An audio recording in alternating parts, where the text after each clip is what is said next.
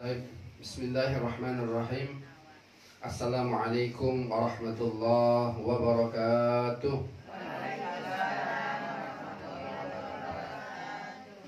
Innal hamdalillah nahmaduhu wa nasta'inuhu wa nastaghfiruh wa na'udzu billahi min sururi anfusina wa min sayyiati a'malina.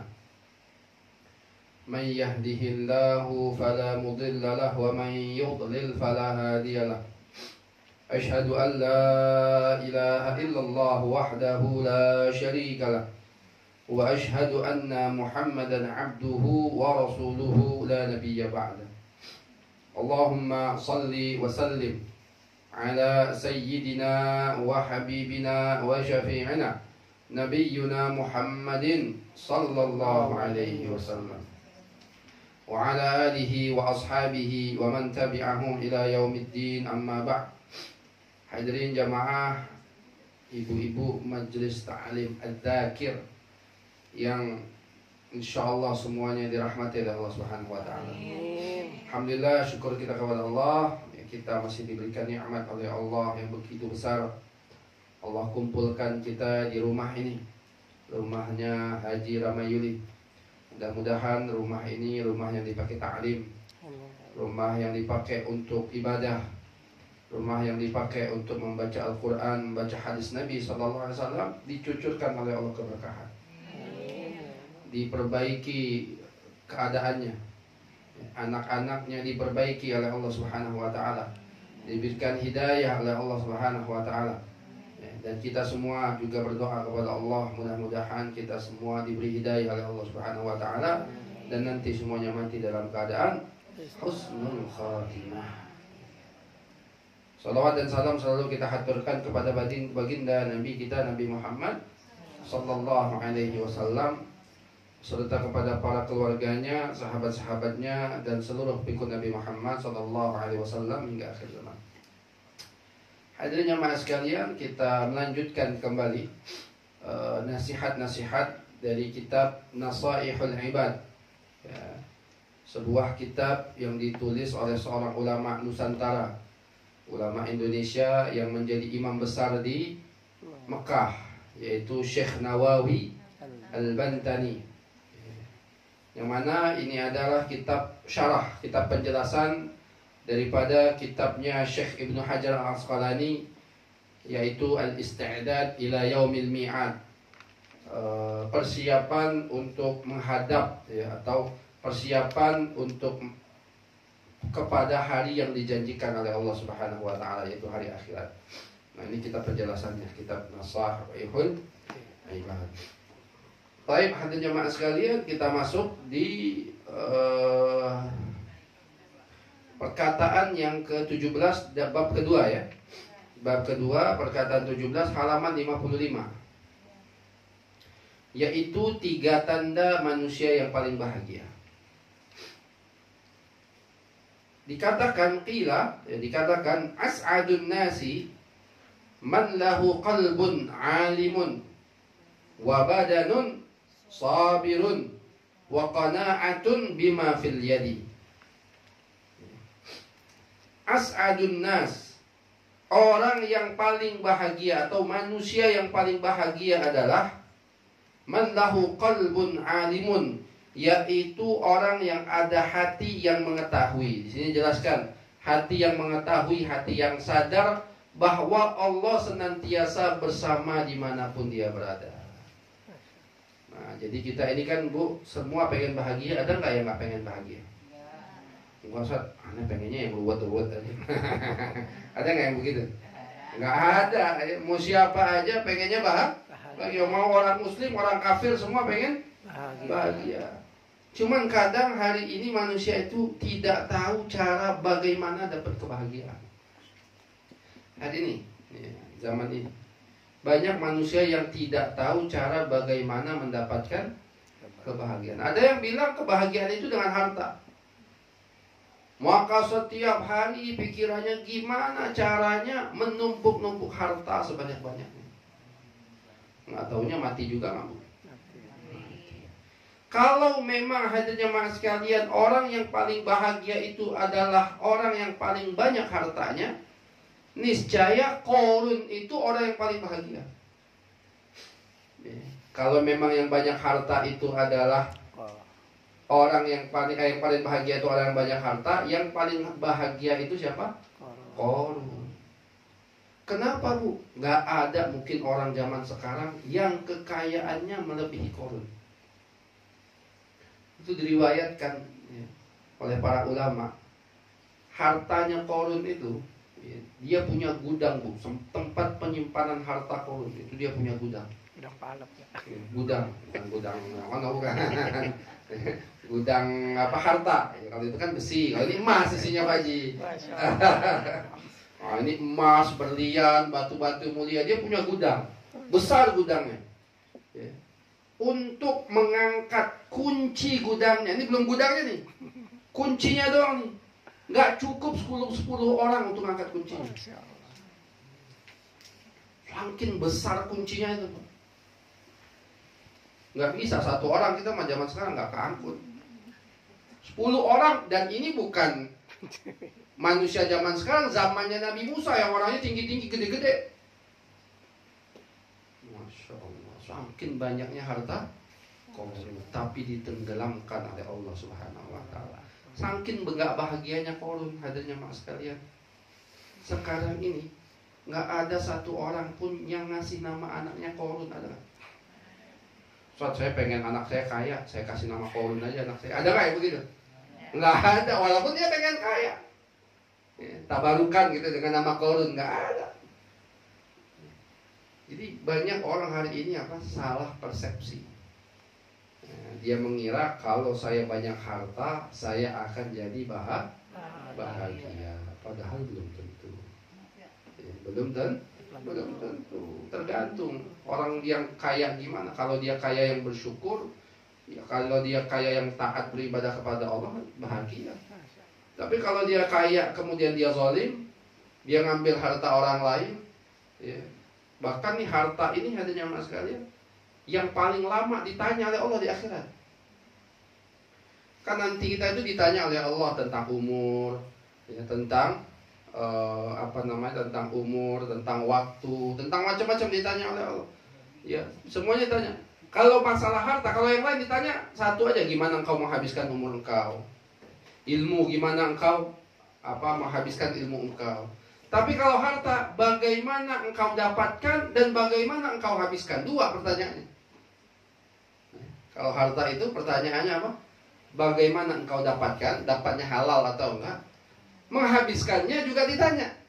Dihabiskannya untuk yang halal atau yang haram? Atau dihabiskannya hanya untuk berpoya-poya? Dua-duanya ditanya oleh Allah Subhanahu Wa Taala. Maka manusia yang paling bahagia itu bukan yang paling banyak harta. Manusia yang paling bahagia itu bukan yang paling tinggi jabatan. Atau kalau memang yang paling tinggi jabatan itu orang yang paling bahagia, niscaya yang paling bahagia itu adalah Fir'aun. Fir'aun, nggak ada satupun raja yang menandingi Fir'aun. Saking hebatnya Fir'aun, dia mengatakan apa? Ana rabbukumul a'la, aku Tuhan kalian yang paling tinggi. Tapi nggak ada lagi orang ngasih nama anaknya Fir'aun. Nggak ada Bu ya. Oh, saya mau ngasih nama anak saya Fir'aun aja lah, biar jadi presiden. Nggak ada begitu ya. Ngasih nama Jokowi ada, ngasih nama Prabowo ada, ngasih nama Anies ada ya. Tapi ngasih Fir'aun nggak ada. Nah, maka di sini Syekh Nawawi Al-Bantani mengatakan siapa sih orang yang paling bahagia itu? Nah, ada 3 ya, di sini. Yang pertama, man lahu qalbun alimun. Yang pertama, hati yang sadar. Hati yang sadar bahwa Allah senantiasa bersama dia dimanapun dia berada. Dia ini tahu bahwasanya Allah selalu bersama dia. Ini orang bahagia. Dia orang yang paling bahagia. Karena kenapa? Dia sadar semua ini sudah sesuai dengan takdir Allah. Allah Maha Adil. Nggak mungkin Allah Subhanahu Wa Taala akan zalim kepada saya, nggak mungkin. Makanya kita ini hadirin jemaah sekalian, kita harus belajar sekarang. Belajar apa? Bahagia tanpa syarat. Orang ada yang kalau bahagia, saya bahagia, tapi kalau saya lagi ada duit. Kalau nggak ada duit, saya nggak bahagia. Nggak boleh itu. Saya bahagia, Ustaz. Kalau misalnya apa?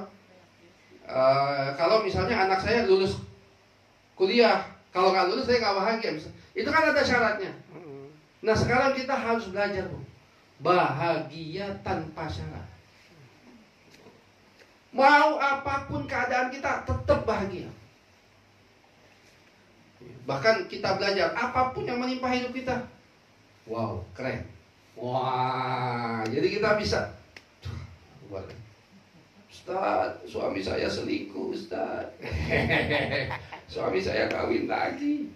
Wow, keren. Nah, bisa kan, Bu? Begitu. Jangan ngambek. Jangan ngambek dulu, keren dulu. Habis itu baru dicampuk lakinya. Karena bercanda.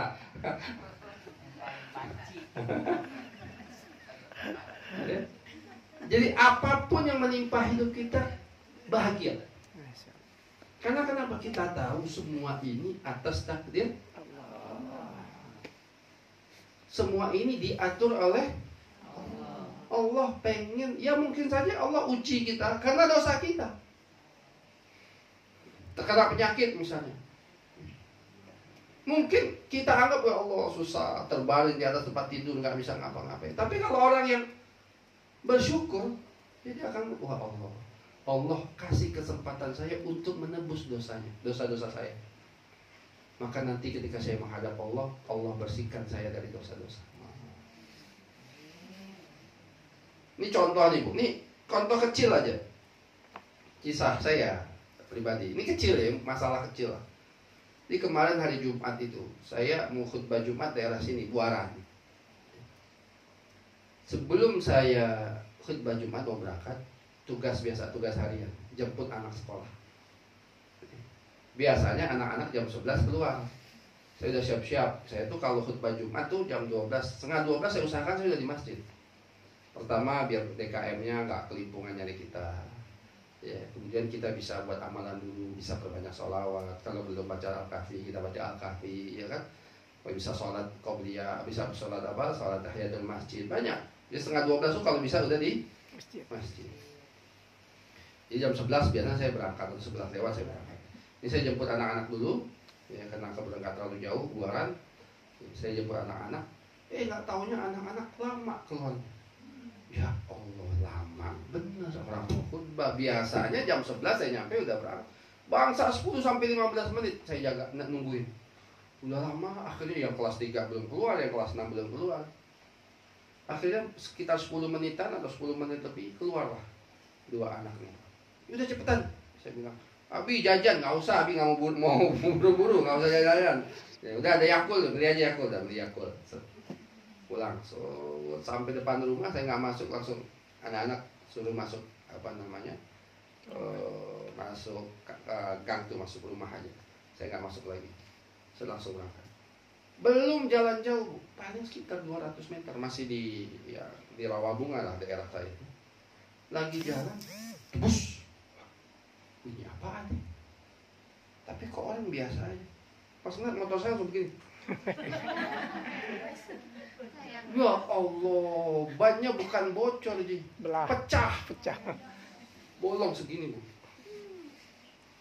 Pas saya lihat, ya Allah, cairannya keluar kan, abu itu kan, buatnya sudah gak bisa jalan. Ya Allah. Dalam hati saya, Masya Allah, hikmahnya anak-anak saya keluar tadi telat. Apa itu? Saya jalannya belum jauh, dan jalannya belum kenceng, kan masih di kampung, paling 10-20 kecepatannya. Coba kalau saya udah jalan kenceng, bisa 50-60 gimana? Bisa kebalik, bus begitu, pecah. Yang kedua, kalaupun saya nggak jatuh, mau naruh di mana motornya? Ya, bukan tempat saya, jalan di jalan gitu kan, bingung mau khutbah kita. Alhamdulillah belum jauh, taruh dulu motor, pinjam motor tetangga. Motor anda pecah, pinjam motor sendiri dulu. Berangkat, bisa khutbah. Nah artinya yang kalau kita ngelihat negatifnya, wah motor pecah, mau khutbah Jumat, begitu. Belum lagi mesti ganti ban motor. Cuman kalau kita lihat positifnya, alhamdulillah belum jauh. Alhamdulillah masih belum kenceng. Kalau kenceng bisa pecah, bisa tabrakan, berapa lagi keluar duitnya? Lebih gede daripada cuma beli ban 400.000 kali. Nah artinya kita ini harus belajar hari ini bahagia tanpa syarat. Apapun keadaan kita tetap bahagia. Istri bawel di rumah tetap bahagia. Benar nggak Pak Haji? Ya. Suami pulang kerja galak, marah-marah dulu, tetap bahagia. Ya. Apa namanya? Customer kagak bayar utang, tetap bahagia.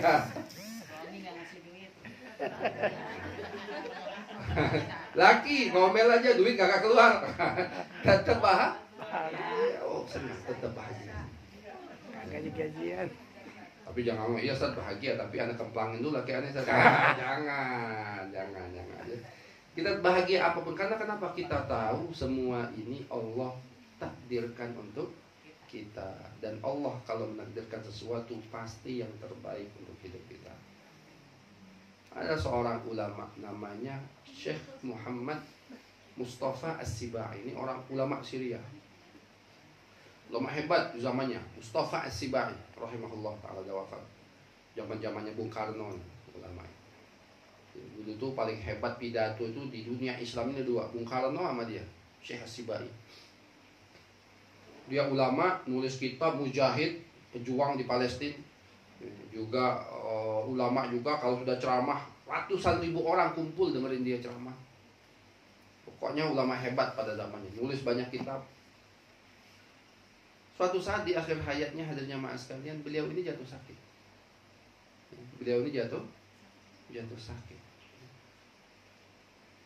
Apa sakitnya? Sebelah daripada tubuhnya itu nggak bisa bergerak, stroke mungkin. Separuh nggak bisa bergerak. Ya akhirnya di atas tempat tidur, nggak bisa ngapa-ngapain. Kalau kita stroke sebelah bu, yang mana aja kanan atau kiri kita nggak bisa bergerak di atas tempat tidur. Hadirnya mas kalian, suatu saat salah seorang muridnya datang. Ini muridnya yang cerita. Datang kepada beliau, melihatnya Syekh As-Sibai ini dalam keadaan sakit. Apa dia katakan kepada muridnya ini, Syekh Al-Buti? Dia katakan, wahai Al-Buti, murid dia, saya ini bersyukur kepada Allah. Lagi keadaan di atas tempat tidur nggak bisa ngapa-ngapain. Kenapa saya bersyukur kepada Allah? Allah kasih saya penyakit, tubuh saya nggak bisa bergerak sebelah kiri, sedangkan sebelah kanannya masih bisa bergerak. Maka saya bersyukur kepada Allah, karena sebelah kanan saya masih bisa bergerak, maka saya masih diberikan kesempatan oleh Allah untuk menulis kitab. Kan dia nulis tangan kanan, tangan kirinya nggak bisa bergerak, tangan kanannya bisa bergerak. Bisa. Maka dia bersyukur, tangan kanan saya bisa bergerak, maka dengan tangan kanan itu saya masih bisa nulis kitab. Maka di akhir hayatnya itu masih ada kitab hasil karangan beliau, judulnya Hakadza alamatnil haya. Seperti inilah hidup mengajarkan aku. Jadi bersyukur itu dalam keadaan apapun. Kalau kita bisa bersyukur dalam keadaan apapun, hadirnya mas sekalian, pertolongan Allah akan Allah datangkan kepada kita.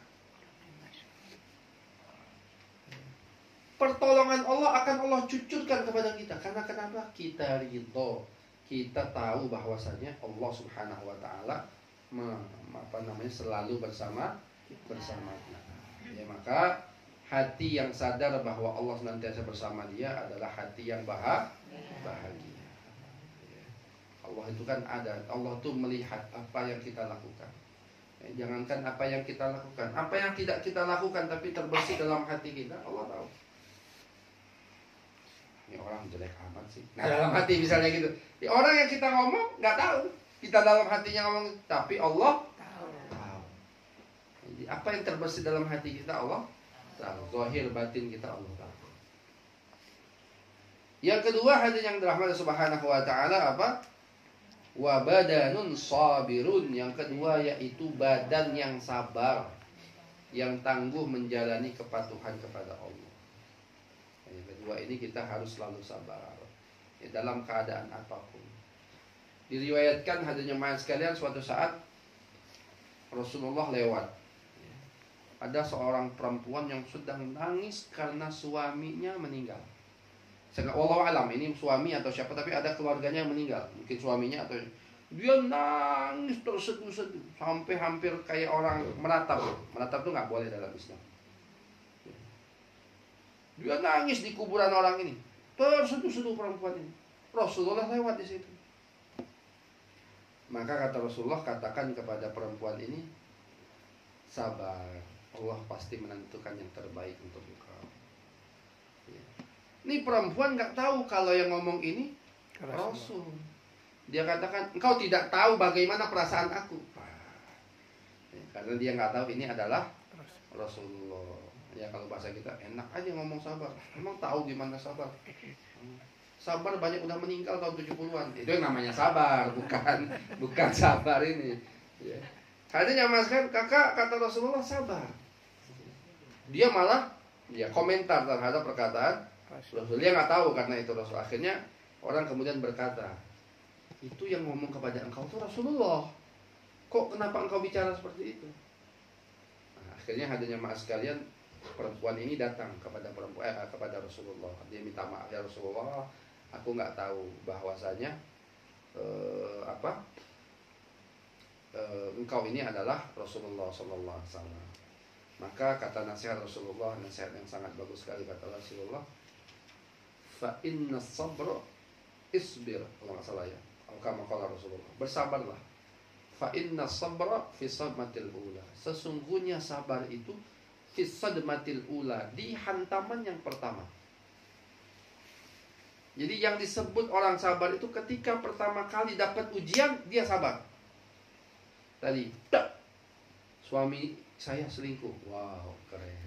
Nah, apa? Misalnya, naudzubillah minta, ini cuma contoh ya. Saya bilang bukan berdoa seperti itu, bukan, ini cuma contoh. Belum dibayar. Misalnya, rumah kebakaran. Wow, keren. Rugi bisnis. Wow, keren. Apa lagi? Semua kita sabar dulu. Jadi sabar itu kita. Nah setelah itu ya kita usaha. Ya bukan berarti kita diam aja, bukan. Rumah kebakaran, diamin aja, biarin aja lah, jangan. Ya kalau bisa ada yang diselamatin, kita selamatin. Matiin api gitu kan. Bukan kita diam. Tapi yang penting itu sikap kita pertama ketika kita menghadapi ujian dari Allah. Kita sabar nggak? Ketika kita dapat hantaman yang pertama itu, nyalain Allah. Kita langsung nyalain Allah. Berarti sabar kita belum teruji. Walaupun nantinya misalnya baru sadar setelah itu. Tapi ini derajatnya belum yang sabar. Orang yang sabar itu fa inna sabra fi sadmatil ula, kata Rasulullah. Sesungguhnya orang yang bersabar itu ya di hantaman yang pertama. Makanya hadirin jamaah sekalian, sabar ini ya, kata Umar bin Khattab radhiyallahu anhu, sabar ini adalah senjata orang muslim. Senjata orang muslim itu cuma dua dalam kehidupan kita. Senjata orang muslim itu cuma dua. Syukur, sabar. Udah, dua. Syukur kalau dapat kebaikan. Kalau dapat kebaikan kita bersyukur. Sabar ketika mendapatkan ujian dan musibah dari Allah Subhanahu wa Ta'ala. Ya. Kalau kita bisa dua ini, nah ini senjata utamanya orang muslim. Karena itulah kata Rasulullah, ajaban li amril mu'min. Kata Rasulullah, ajaib sekali perilaku orang beriman itu. Inna kulla amrahu khairun, sungguh setiap perkara dia ini baik. In asabahu syarra syakara, kalau dia mendapatkan kebaikan, dia bersyukur. Fakana khairul lahu, maka syukur ini baik untuk dia. Wa in asabahu dharra sabara, kalau dia mendapatkan kesulitan, dia bersabar. Fakana khairul lahu, maka sabar ini baik untuk dia. Sabar ini mudah diucapkan tapi sulit untuk dipraktekkan. Contoh nih, anak bandel, susah dibilangin misalnya gitu. Sholat berjamaah. Oh, suruh sholat gak ngerti-ngerti misalnya gitu, atau suruh apalah, disuruh pergi ke warung aja susah, main HP mulu misalnya gitu ya. Maka kita disuruh bersabar, ya, disuruh bersabar. Caranya bagaimana? Ya, caranya walaupun kita marah, tapi tidak boleh berkata-kata yang jelek terhadap anak kita. Lu main HP mutar mata lu picek. Terjadi picek beneran. Naudzubillah min dzalik, jangan sampai. Kan kata Rasulullah, sesungguhnya para malaikat itu mengaminkan doa kalian. Maka hati-hati kalau ngomong. Apalagi ibu. Apalagi ibu. Boleh marah, tapi marahnya selalu yang keluar adalah yang Baik. baik. Oh, susah bener dibilangin sama orang tua. Ya, mudah-mudahan Jadi orang kaya. jadi orang kaya. Mudah-mudahan jadi orang soleh. Soleh. Jadi doa, marahnya kita pun tetap Udah. doa. Jadi gitu. Ya, kita mesti sabar dalam keadaan apapun, sabar. Berat tapi berat nggak Bu? Berat. Ya. Berat. Sabar ini masya Allah butuh apa namanya latihan. Latihan Untuk zikir. bersabar, untuk zikir. Makanya kalau ada satu tadi latihannya itu kita istighfar kepada Allah. Kalau emosi datang, ya Allah sadar ini dari setan.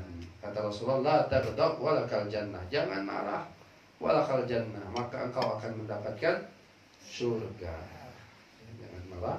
Kalau kita tidak marah, kita akan mendapatkan surga dari Allah Subhanahu wa taala. Yang ketiga, hadirin jamaah sekalian, wa qana'atun bima fil yad.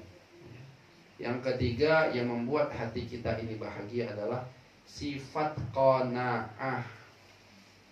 Apa qanaah itu? Menerima apa adanya. Nah, qanaah itu menerima apa adanya yang Allah berikan kepada kita. Bima fil yad, dengan apa yang ada di tangan kita. Qanaah.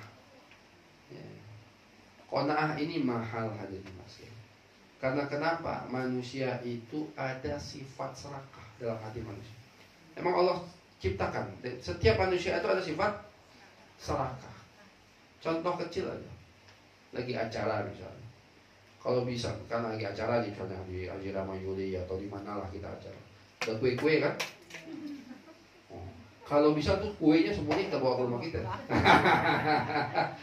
Yang lain nggak dapat kebagian lagi. No, biar anak kita semua yang dapat. Ini contoh kecil. Itu kenapa? Ada sifat serakah. Dalam hati kita itu ada sifat serakah. Serakah itu rakus. Ya. Makanya adanya jemaah sekalian, kata Rasulullah SAW, ada kisahnya yang menarik. Ada seseorang datang kepada seorang syekh, ini seorang ulama syekh, ini muridnya atau ya orang yang biasa datang kepada syekh ini bertanya. Ya, maksudnya dia menceritakan masalah dia kepada syekh tersebut. Dia cerita, Syekh, saya ini ketika pertama kali menikah dengan istri saya, seolah-olah istri saya itu yang paling cantik di dunia ini. Woi, kalah semuanya. Mau Dian Sastro kalah. Sama lagi Pak Haji. Semua lewat. Seolah-olah istri saya yang paling cantik. Pengantin baru kan begitu kan? Woi, kemana-mana pegangan tangan gitu kan. Masya Allah. Coba ada 3 bulan, 4 bulan 2 tahun, 3 tahun.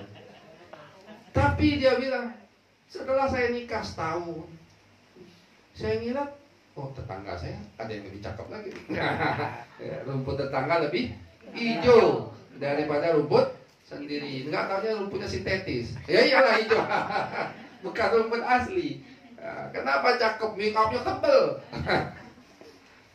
Jadi hadirin rahmat subhanallah, dia bilang setelah 2 tahun, setelah setahun 2 tahun, kok saya lihat tetangga ada yang lebih cakep lagi. Lewat sana, oh ada yang lebih cakep lagi. Kesana lagi, oh lebih cakep lagi. Banyak yang lebih cakep daripada bini saya, istri saya. Gimana syekh ini, dia bilang. Ini jawaban syekhnya ini bagus. Kata syekh itu, wahai pemuda, andaikan engkau menikah dengan seluruh wanita di muka bumi ini, Semua wanita di muka bumi ini tak engkau nikahi, maka engkau akan melihat anjing di jalan pun jadi cantik. Andaikan engkau menikah dengan seluruh wanita di muka bumi ini, maka engkau akan melihat anjing di jalan pun menjadi cantik. Kambing dibedakin. Karena kenapa? Karena kata Rasulullah SAW, manusia itu tidak akan pernah puas dengan dunia. Andaikan Allah kasih dia emas segunung Uhud sekalipun, maka dia pengen emas 1 gunung Uhud lagi. Nggak ada puasnya manusia ini. Andaikan kita dapat emas 1 gunung Uhud, udah dapat nih emas 1 gunung Uhud, gede ya kalau kita ke Madinah kan kelihatan gunung Uhud tuh sebesar itu, isinya emas, punya kita semua. Niscaya kita pengen punya emas lagi. Karena itu sifat manusia. Makanya orang-orang yang qanaah ini adanya masker bahagia. Karena dia sudah nggak ngelihat orang lain lebih kaya daripada dia, biarin aja. Emang Allah kasih rezeki dia begitu. Orang lain lebih hebat, misal jalan-jalan ke luar negeri mulu, dia biarin aja. Emang Allah kasih rezeki dia begitu. Hatinya tidak iri, tidak dengki sama orang lain, hatinya tenang. Dia qanaah, alhamdulillah Allah saya kasih rezeki.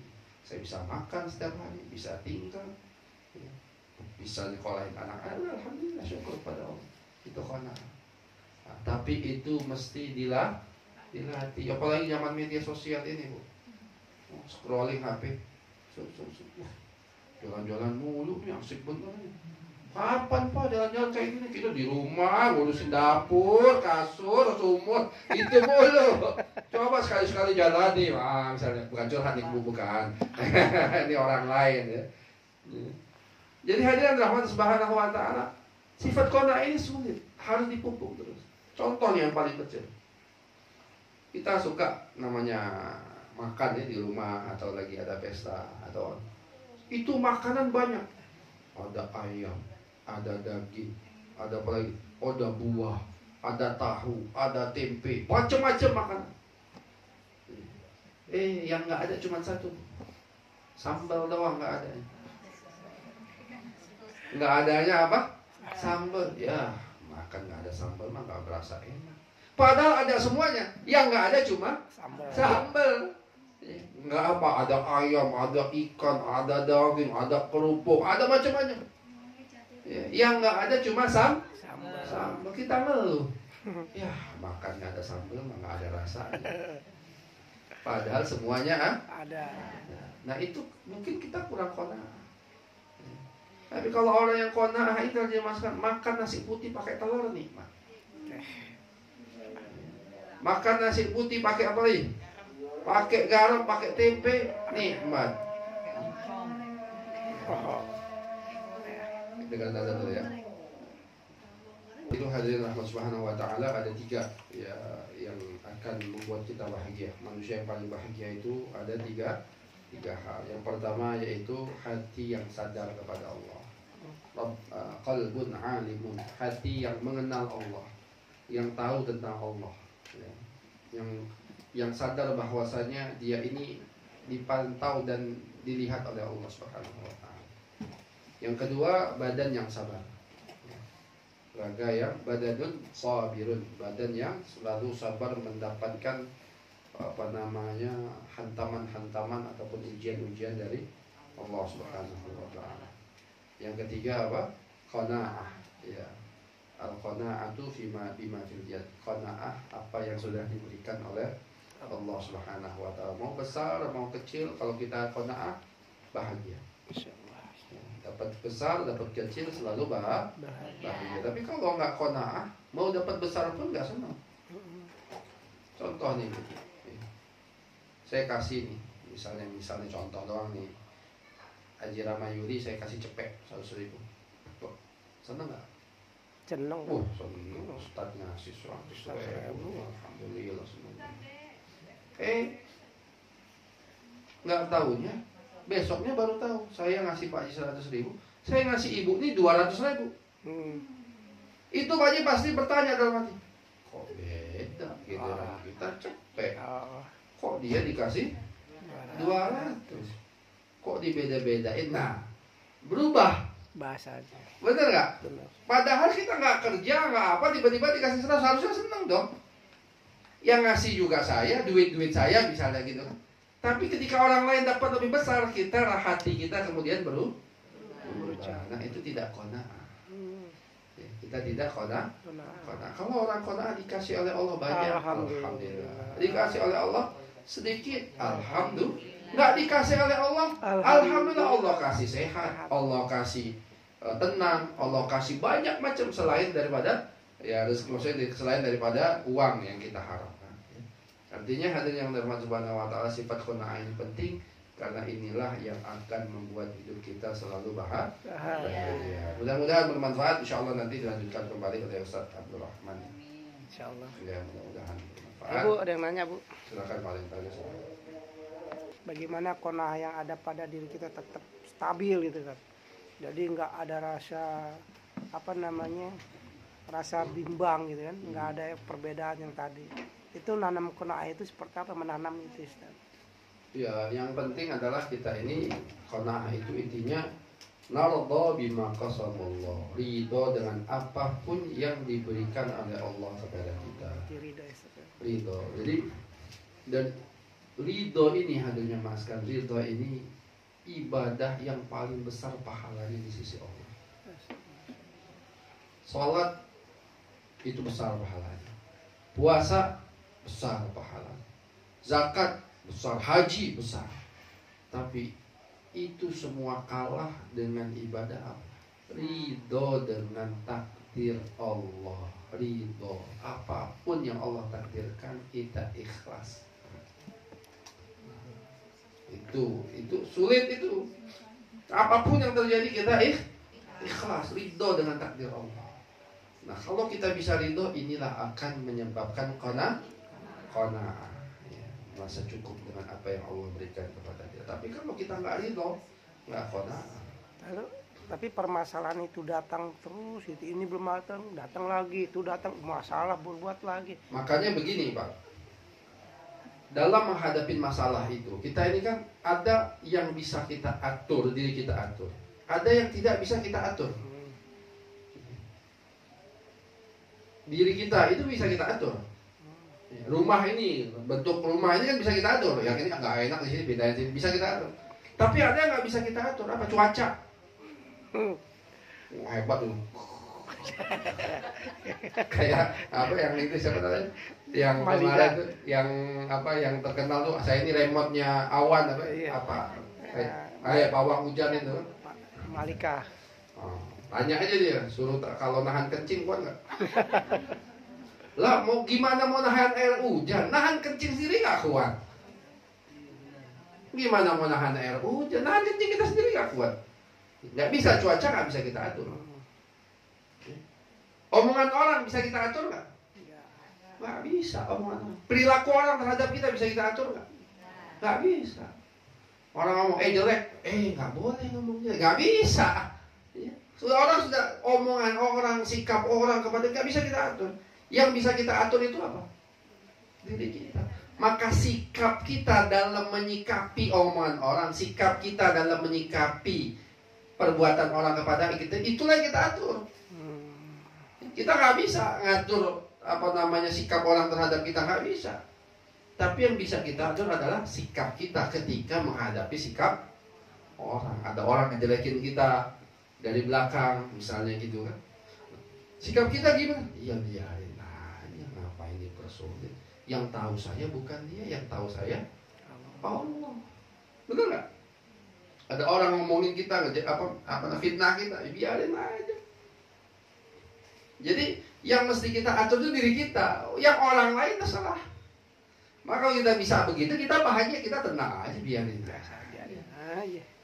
Bodo amat. Mau ngomong gue. Nah, jadi begitu. Ya, hadirin yang dirahmati Subhanahu wa taala. Jadi hati kita tenang. Kita nggak bisa ngatur orang lain. Yang bisa kita atur sikap kita ketika kita mendapatkan sikap orang lain. Maka kalau kita sikap kita tenang, nyantai aja. Ya, begitu ya, Pak Haji ya. Ada lagi Bu, ayo Bu. Ini makolanya bagus nih Bu. Ya, kalau nggak ada nggak apa-apa, nggak usah. Ada. Atau digantian Bu, kalau nggak bertanya saya yang nanya. Nggak semua nanti yang nantang ini. Sok. Ada Bu, nanya Bu, ayo. Insya Allah. Nanya doang sih nggak apa-apa Ustaz. Tapi kalau mau jawab atau tidak kan terserah kita. Ya cukup ya insya Allah ya. Kita tutup dengan doa kafaratul majlis. Subhanakallahumma wa bihamdika asyhadu an la ilaha illa anta astaghfiruka wa atubu ilaik. Jazakallahu khairan katsiran. Assalamualaikum warahmatullahi wabarakatuh.